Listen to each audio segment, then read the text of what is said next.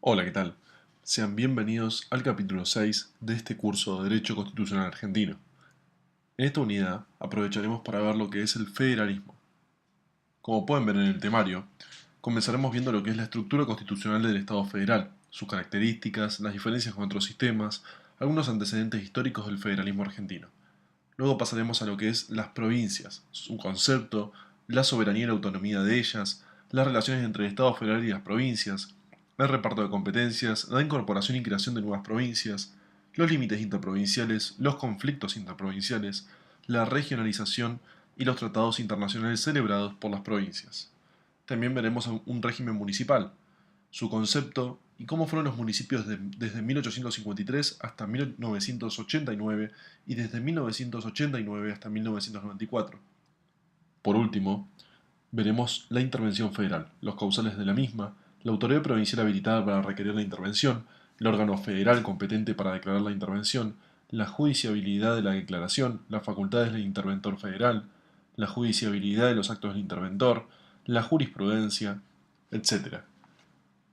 Y como punto final veremos un poco sobre la Ciudad Autónoma de Buenos Aires, su autonomía, qué es exactamente la Ciudad Autónoma, el estatuto organizativo, el órgano ejecutivo, el órgano judicial y el órgano legislativo, y la ley que garantiza los intereses del Estado Nacional. Bien, empecemos definiendo entonces lo que es el federalismo. La Constitución Nacional, a través del artículo 1, escoge la forma federal del Estado. Podemos definirla de la siguiente manera. Es aquella forma de Estado en la cual el poder se descentraliza territorialmente en entidades políticas autónomas e independientes unas de otras, pero que delegan la soberanía en un gobierno central. Esto significa que en nuestro país el poder está distribuido de forma territorial en órganos regionales denominados provincias. Cada una de estas provincias conserva su autonomía, pero la soberanía sobre todo el territorio nacional le corresponde a un gobierno central. El sistema federal presenta las siguientes características. Por un lado, un gobierno central o federal que ejerce su poder en todo el territorio nacional y se ocupa de los asuntos que le interesan a toda la nación. Y por otro lado, los gobiernos provinciales o locales, que ejercen su poder sobre un territorio correspondiente a sus respectivas provincias y se ocupan de los asuntos de interés local. Hay que marcar las diferencias con los otros sistemas que existen. El Estado federal se diferencia del Estado confederado o el Estado unitario. El Estado confederado está compuesto por entidades soberanas, Estados confederados, que se unen bajo un mismo órgano común, el cual es competente solo en algunas cuestiones, por ejemplo las guerras, las relaciones exteriores, etc. Este órgano común no puede ejercer poder de forma directa sobre los ciudadanos de los Estados confederados. Además, cada una de estas entidades tiene derecho a separarse de la confederación. Se llama derecho de sedición, y a no aplicar las decisiones provenientes del órgano común. Por otro lado tenemos el Estado unitario. Es el extremo opuesto al Estado confederado. En este sistema no existen entidades políticas que integren el Estado, ya que todas las atribuciones gubernamentales están delegadas en un único gobierno central, y de todas formas pueden existir departamentos, regiones, distritos, etc., pero solo se trata de divisiones administrativas del Estado, que son controladas permanentemente por el gobierno central. Este es el caso de la República Oriental del Uruguay. El federalismo no fue una creación repentina del poder constituyente de 1853, sino que su gestación se encuentra muy enlazada a nuestra historia nacional. En primer lugar debemos mencionar a los cabildos, instituciones heredadas de los españoles. Estas instituciones cumplían, cada una en su región, numerosas funciones a nivel local, funciones comunales, judiciales, policiales, etc. Como se trataba de regiones relativamente aisladas, cada una fue adoptando características propias que ayudaron a formar cierta autonomía en cada uno de estos territorios, posteriormente denominados provincias. En segundo lugar, fue muy importante la oposición entre Buenos Aires y el interior. Las provincias se resistían al centralismo porteño y lucharon por mantenerse en pie de igualdad con Buenos Aires. Para esto contribuyeron caudillos como Artigas, Estanislao López, Francisco Ramírez, etc. Entre las primeras manifestaciones de federalismo podemos mencionar el Pacto de Pilar, el Tratado del Cuadrilátero, el Pacto Federal y finalmente el famoso Acuerdo de San Nicolás en 1852. Esta voluntad de las provincias para asociarse en la integración de un Estado federal se materializa en el año 1853 con la sanción de la Constitución Nacional. Esta adoptó el modelo federal establecido en la Constitución de los Estados Unidos de 1787, aunque con algunas modificaciones. Luego tenemos a las provincias. Las provincias son las unidades políticas que componen nuestra federación, según Vidar Campos. En nuestro país las provincias son autónomas, pero no son soberanas. Esto es así porque las 14 provincias, que ya existían desde antes de dictarse la Constitución, las llamadas provincias históricas, se desprendieron de su soberanía y la depositaron en el gobierno federal, pero mantuvieron su autonomía.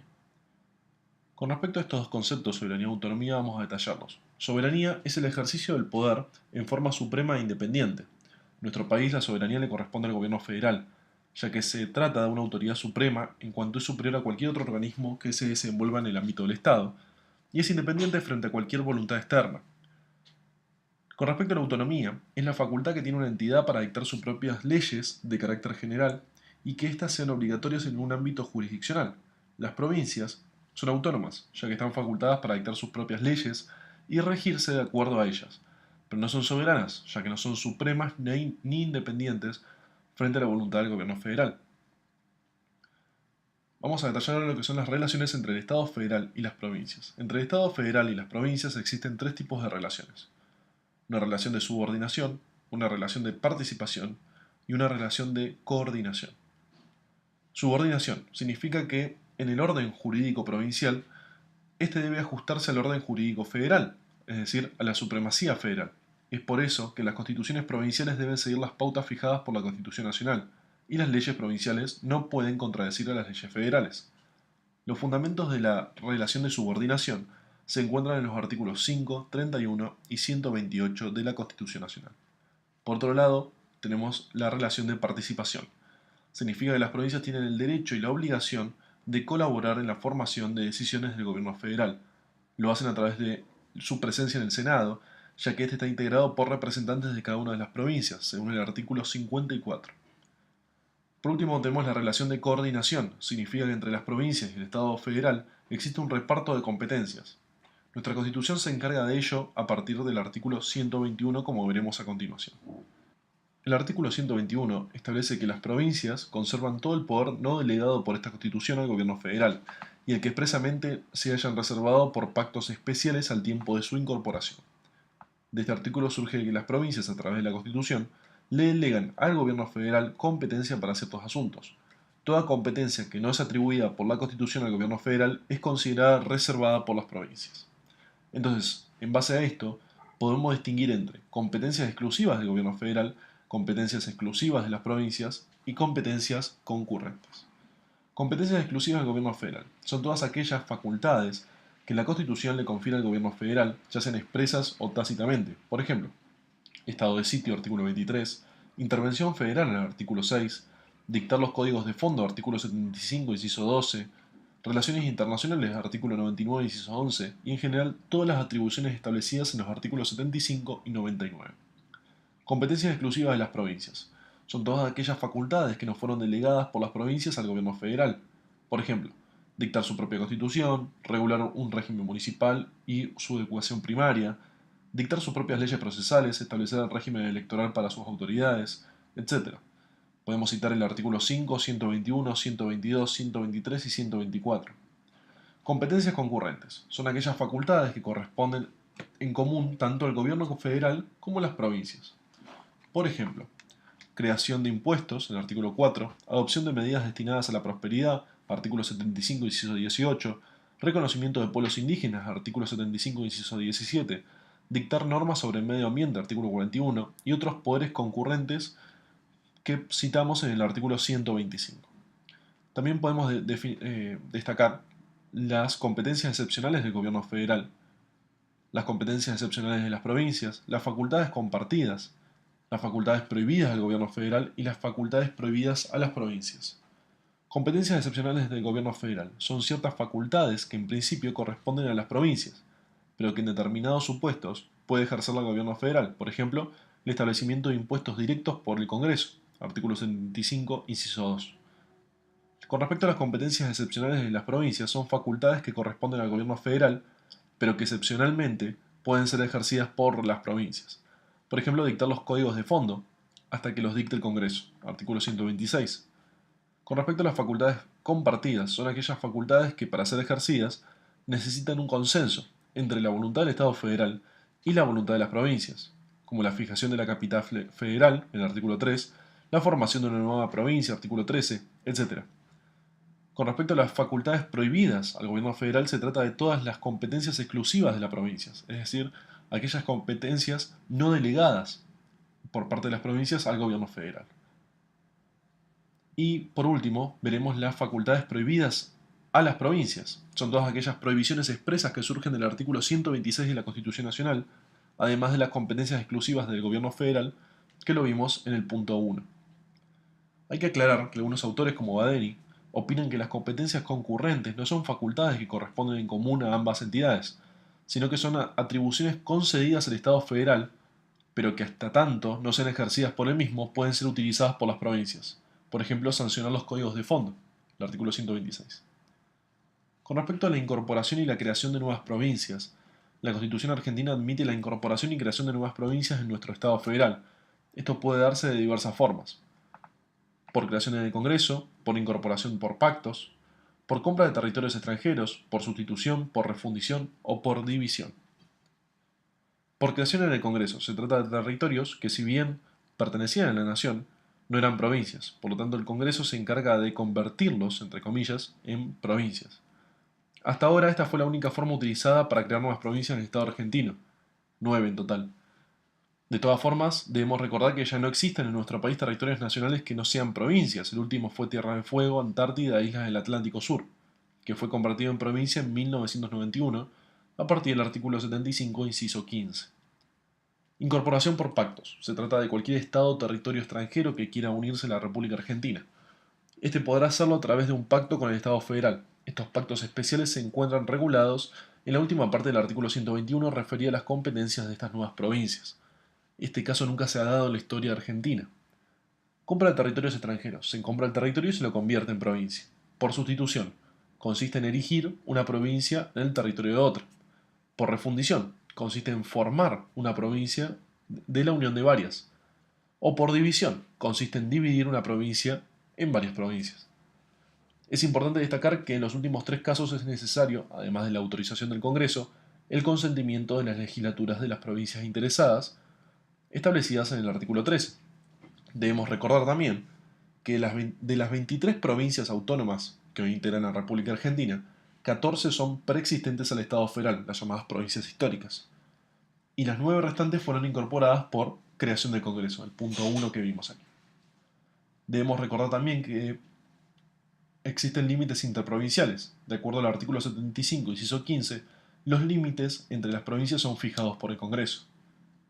Con respecto a los conflictos que se pueden llegar a dar, el artículo 127 también establece expresamente que ninguna provincia puede declarar ni hacer la guerra a otra provincia. Si existiera algún conflicto entre ellas, este debe ser sometido ante la Corte Suprema en forma de demanda. Según los artículos 116 y 117, estas causas son de competencia originaria y exclusiva de dicho tribunal. El artículo 127 además agrega con respecto a las provincias que sus hostilidades, de hecho, son actos de guerra civil, calificados de sedición, que el gobierno federal debe sofocar y reprimir conforme a la ley. Con respecto a la regionalización, el artículo 124, en la primera parte, establece que las provincias podrán crear regiones para el desarrollo económico y social y establecer órganos con facultades para el cumplimiento de sus fines. De esta forma se autoriza a las provincias a agruparse con el objetivo de incrementar el desarrollo económico y social. Estas zonas, donde se agrupan varias provincias, reciben el nombre de regiones. La regionalización se logra a través de tratados interprovinciales para los cuales no se necesita la aprobación de un Congreso Nacional. Con respecto a los tratados internacionales celebrados por las provincias, el artículo 124, la segunda parte, le otorga a las provincias la facultad para celebrar tratados con países extranjeros u organismos internacionales, pero deben cumplir con tres requisitos. Estos requisitos son el conocimiento del Congreso Nacional, que dicho convenio no afecte la política exterior del país o las facultades delegadas al gobierno central, y que dicho convenio no comprometa el crédito público de la nación. Bien, pasemos ahora a lo que es el régimen municipal. Un municipio se puede decir que es una persona de derecho público constituida por una comunidad humana, asentada en un territorio determinado, que administra sus propios intereses y que depende siempre en mayor o menor grado de una entidad pública superior, el Estado provincial o nacional. Históricamente la Constitución dispuso en su artículo 5 que las provincias deben asegurar un régimen municipal. En base a esto surge la siguiente incógnita: ¿los municipios son entidades autárquicas o autónomas? La jurisprudencia de la Corte Suprema sostuvo hasta el año 1989 que los municipios solo tenían atribuciones para administrarse a sí mismos, descentralización administrativa, lo que le otorgaba la calidad de entidades autárquicas. A través del caso Rivademar contra Municipalidad de Rosario en marzo de 1989, la Corte Suprema abandona la postura de considerar a los municipios como entidades autárquicas. Sostuvo, entre otras cosas, que las leyes provinciales no pueden privar a los municipios de las atribuciones mínimas necesarias para el desempeño de su cometido. A partir de esto, se empieza a ver a los municipios como entidades autónomas. Los municipios cambian otra vez a partir de la Reforma 94. El actual artículo 123 establece que cada provincia dicta su propia constitución, conforme a lo dispuesto por el artículo 5, asegurando la autonomía municipal y reglando su alcance y contenido en el orden institucional, político, administrativo, económico y financiero. Este artículo reafirma que los municipios son entidades autónomas, aunque el alcance y contenido de dicha autonomía puede ser reglamentado, restringido, por las respectivas constituciones provinciales en los aspectos institucionales, políticos, administrativos, económicos y financieros. Una vez dicho esto, pasemos a lo que es la intervención federal. La intervención federal es un acto a través del cual el gobierno federal protege la integridad, la autonomía y la subsistencia de las provincias ante situaciones anormales que ellas no pueden resolver por sí mismas. El artículo 6 de nuestra Constitución establece que el gobierno federal interviene en el territorio de las provincias para garantizar la forma republicana de gobierno o repeler invasiones exteriores y a requisición de sus autoridades constituidas para sostenerlas o restablecerlas si hubiesen sido dispuestas por la sedición o por invasión de otra provincia. Esto significa que el gobierno federal será el encargado de ayudar a las provincias cuando en ellas se susciten este tipo de conflictos. La manera de ayudarlas será enviando una persona, un interventor federal, para que reemplace o reorganice alguno de los poderes provinciales, poder ejecutivo, legislativo o judicial. Por ejemplo, el interventor puede tener facultades para reemplazar al gobernador, para reemplazar a la legislatura o para reorganizar el poder judicial de la provincia, según el caso. ¿Cuáles son los causales de intervención? Bueno, el artículo 6 provee 4 causales de intervención federal. El gobierno federal podrá entonces intervenir en el territorio de una provincia para garantizar la forma republicana en dicha provincia, repeler invasiones exteriores, sostener o restablecer las autoridades provinciales en caso de sedición y sostener o restablecer las autoridades provinciales en caso de invasión de otra provincia. En los dos primeros, el caso A y B, el gobierno federal intervendrá por motu propio, o sin que la provincia se lo pida. En los otros dos casos, en el caso de sedición o invasión de otra provincia, el gobierno federal intervendrá a pedido de parte, es decir, a pedido de la provincia interesada o afectada. Veamos cada caso en particular. Garantizar la forma republicana. Esto significa que el gobierno federal deberá intervenir en la provincia cuando advierta que ésta no cumple con las disposiciones del artículo 5, adopción del sistema representativo republicano. Por ejemplo, el gobierno federal podrá intervenir si advierte que en la provincia se está violando el régimen electoral, la forma de elegir autoridades, la administración de justicia, el régimen municipal o cualquier principio republicano en general. Repeler invasiones exteriores. El gobierno federal intervendrá en la provincia cuando una fuerza armada extranjera la invada o amenace con ello. La finalidad de esta intervención será brindarle seguridad a dicha provincia y a toda la nación en general. Por ejemplo, si alguna fuerza armada chilena invade la provincia de Mendoza, el gobierno federal podrá intervenir dicha provincia a fin de protegerla. Sostener o restablecer las autoridades en caso de sedición. El delito de sedición se produce cuando una fuerza armada o una agrupación, por ejemplo reunión de personas, se atribuye los derechos del pueblo violando el sistema representativo. La intervención federal tendrá como objetivo sostener a las autoridades provinciales cuando ellas estén amenazadas, en cierta forma que debe ser grave, de ser dispuestas por medio de la sedición. La intervención federal tendrá como objetivo restablecer a las autoridades provinciales cuando éstas ya hayan sido depuestas por medio de la sedición. Sostener o restablecer las autoridades en caso de invasión de otra provincia. Este caso es igual que el anterior, solo que quienes derrocan o amenazan con derrocar a las autoridades son fuerzas provenientes de otra provincia. Por ejemplo, el gobierno federal podrá intervenir en la provincia de Córdoba a pedido de ella si un cuerpo armado santafesino intenta derrocar a las autoridades cordobesas. Con respecto a la autoridad provincial habilitada para requerir la intervención, el artículo 6 habilita para pedir la intervención a las autoridades constituidas de las provincias, es decir, que pueden requerirla, tanto el gobernador, como la legislatura, como el Tribunal Superior de Justicia o como una convención reformadora creada tal caso. Ya sabemos que la intervención federal siempre debe ser declarada por el gobierno federal. Ahora resta saber cuál es el órgano dentro del gobierno federal indicado para ello. La respuesta la encontramos en el artículo 75, inciso 31, el cual faculta al Congreso a disponer la intervención federal a una provincia o a la ciudad de Buenos Aires. Por su parte, el artículo 99, inciso 20, establece que el presidente de la Nación decreta la intervención federal a una provincia o a la ciudad de Buenos Aires en caso de receso del Congreso y debe convocarlo simultáneamente para su tratamiento, de forma extraordinaria.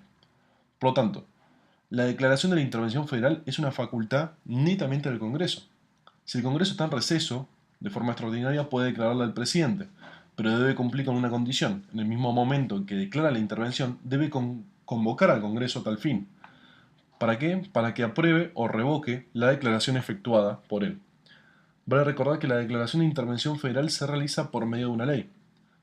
Con respecto a la judiciabilidad de la declaración, la jurisprudencia de la Corte Suprema ha establecido que la declaración de intervención federal es una cuestión política no justiciable. Por tanto, no puede ser sometida a revisión judicial. Esto significa que los jueces no tienen la facultad para decidir si era conveniente en ese momento la declaración de intervención federal, o sea, que no pueden juzgar dicha declaración. Por el contrario, Campos sostiene que, si en un caso concreto se impugna la declaración de intervención federal, esta debe quedar sujeta a control judicial de constitucionalidad. Ahora veamos lo que son las facultades del interventor federal. El nombramiento del interventor federal corresponde siempre al Poder Ejecutivo Nacional, fijado en el artículo 99, inciso 7, sin importar quién haya declarado la intervención, si es el Congreso o fue el presidente. El interventor es un funcionario federal, como tal representa al gobierno federal y actúa como delegado del presidente. Sus atribuciones dentro de la provincia van a depender, por un lado, de la finalidad de la intervención, y por otro, de las instrucciones que le haya dado el órgano que declaró la intervención, ya sea el Congreso o el presidente. Por ejemplo, las atribuciones del interventor en caso de alteración del sistema republicano no tendrán el mismo alcance que si se trata de un ataque exterior. Como ya vimos, el artículo 6 establece que en ciertos casos la función del interventor es la de sostener o restablecer, según el caso, las autoridades provinciales. Sin embargo, en la práctica, la mayoría de las veces el interventor reemplaza a algún órgano provincial. Por lo tanto, si se interviene el Poder Ejecutivo, el interventor va a venir a reemplazar al gobernador. Si se interviene la legislatura, ésta se disuelve y se reemplaza al interventor pudiendo dictar decretos o leyes. Si se interviene el Poder Judicial, el interventor no reemplaza a los jueces, solo podrá reorganizar el Poder Judicial de la provincia removiendo a algunos jueces y designando a otros. Si bien el interventor no es un representante del gobierno federal, su actuación no suprime la autonomía de la provincia, ya que debe actuar respetando la Constitución y las leyes provinciales. Judiciabilidad de los actos del interventor. A diferencia de la declaración de intervención, que no puede ser sometida a revisión judicial, los actos que realice el interventor durante la intervención sí pueden ser juzgados. Si quieren ver una jurisprudencia que les recomiendo el fallo Cullen contra Llerena, de 1893. Bien, por último, llegamos a la Ciudad Autónoma de Buenos Aires, el último punto del capítulo 6 de este curso. Antes de la reforma del 94, la Constitución Nacional no hacía mención alguna al estatus jurídico de la Ciudad de Buenos Aires, la cual era considerada como un simple municipio. Había en realidad una especie de laguna jurídica. Sus ciudadanos no podían elegir el jefe de gobierno, sus autoridades solo podían tomar decisiones en cuestiones pertenecientes a la órbita municipal, y la ciudad carecía de un poder judicial propio, entre otras cosas. Pero esta situación cambió luego de la reforma del 94, ya que el artículo 129 establece lo siguiente: la Ciudad de Buenos Aires tendrá un régimen de gobierno autónomo, con facultades propias de legislación y jurisdicción, y su jefe de gobierno será elegido directamente por el pueblo de la ciudad. Una ley garantizará además los intereses del Estado Nacional mientras la Ciudad de Buenos Aires sea capital de la nación. En el marco de lo dispuesto en este artículo, el Congreso de la Nación convocará a los habitantes de la Ciudad de Buenos Aires para que, mediante los representantes que elijan a tal efecto, dicten el estatuto organizativo de sus instituciones. De esta forma, la Constitución le otorga a la Ciudad de Buenos Aires una autonomía que se basa en la atribución para dictar su propio estatuto organizativo, es decir, Constitución de la Ciudad de Buenos Aires, un gobierno autónomo asentado en los tres poderes clásicos: ejecutivo, jefe de gobierno, legislativo, legislatura local y judicial, jueces locales. Estas facultades le seguirán perteneciendo a la Ciudad de Buenos Aires, aunque algún día deje de ser la capital de la nación.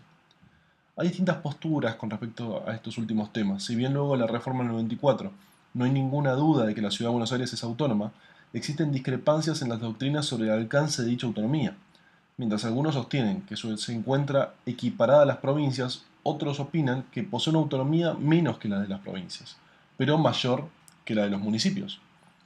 Aquellos que ven a la Ciudad de Buenos Aires con el mismo estatus que una provincia se basan en la representación de la Ciudad de Buenos Aires en las cámaras de senadores y diputados, al igual que las provincias, establecido en los artículos 44, 45 y 54, y la posibilidad de ser intervenida por el Congreso, artículo 75, inciso 31, o por el presidente, artículo 99, inciso 20, en la misma intervención federal a la que pueden ser sometidas cualquier tipo de provincia.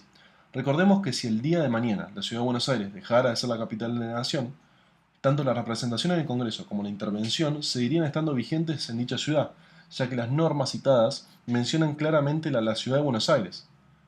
Artículos 129, 44, 45, 54, 75, inciso 31 y 99, inciso 20 establecen textualmente Ciudad de Buenos Aires.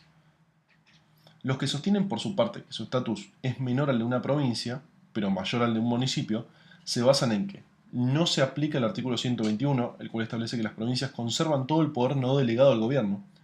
En el caso de la Ciudad de Buenos Aires es al revés.